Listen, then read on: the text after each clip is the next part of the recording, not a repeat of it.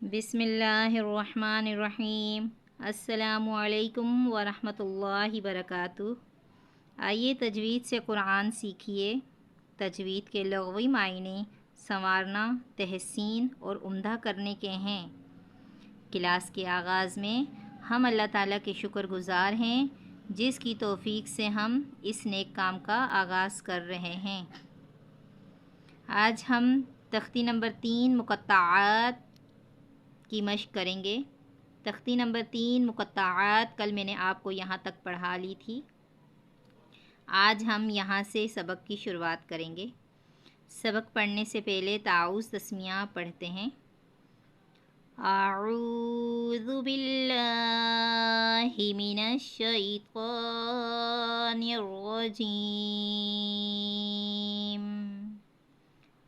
بسم اللہ الرحمن الرحیم، یاسین۔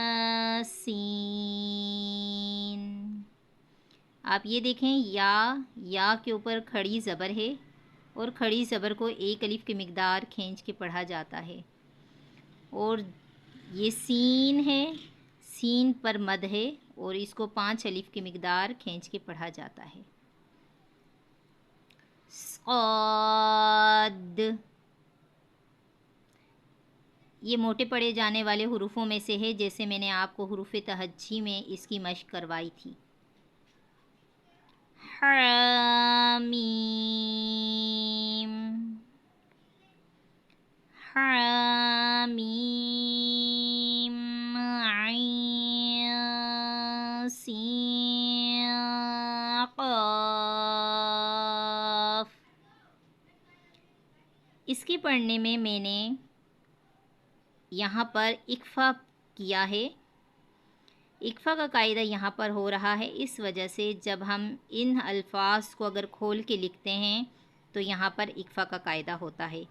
حروف اکفا جو کہ 15 ہیں، نون ساکن اور تنوین کے بعد اگر حروف اکفا کے 15 حروفوں میں سے کوئی حرف آ جاتا ہے وہاں اکفا ہوتا ہے۔ آگے میں آپ کو انشاءاللہ تعالی اکفا کا قاعدہ بھی سمجھا لوں گی۔ تو یہاں پہ میں نے ابھی اکفا کر کے پڑھا ہے۔ جس الفاظ کو اگر ہم کھول کر لکھتے ہیں تو یہاں اکفا آتا ہے، یعنی نون ساکن اور تنوین کو بلا تشدید غنہ کے ساتھ اس طرح پڑھتے ہیں کہ ناک میں آواز نہ جائے اور نہ ہی اظہار کی طرح صاف سنائی دے۔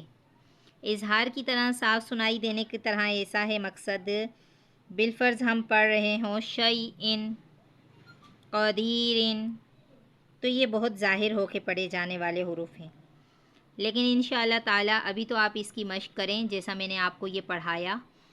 حامیم، عین سین قاف۔ انشاءاللہ تعالی میں آپ کو اکفا کا قاعدہ بھی سمجھا لوں گی تاکہ آپ کی تجوید میں مزید بہتری سے بہتری آ سکے۔ قاف، نون۔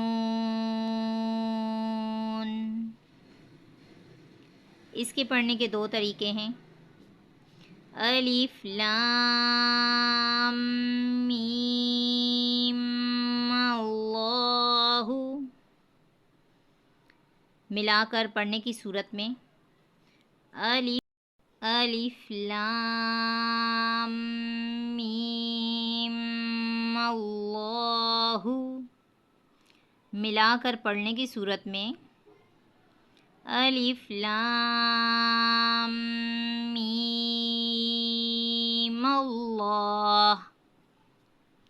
آپ لوگوں کو میں نے حروف مقطعات کی تختی نمبر 3 پڑھا لی ہے۔ انشاءاللہ تعالی آپ اس تختی کی پریکٹس کریں تاکہ آپ کی پریکٹس کی وجہ سے آپ کی تجوید میں بہتری آئے، اور اگر کسی بھی قسم کا آپ کو تجوید کے حوالے سے کوئی مسئلہ آ رہا ہے تو آپ مجھ سے کمنٹ باکس میں پوچھ سکتے ہیں۔ انشاءاللہ تعالی میں آپ کو حروف اکفا کی کل پہچان کرواؤں گی اگلی ویڈیو میں، کیونکہ ہمارا جیسے جیسے سبق آگے بڑھتا جائے گا تو قواعد کا سیکھنا لازم ہے تجوید کی بہتری کے لیے۔ جزاک اللہ خیرہ.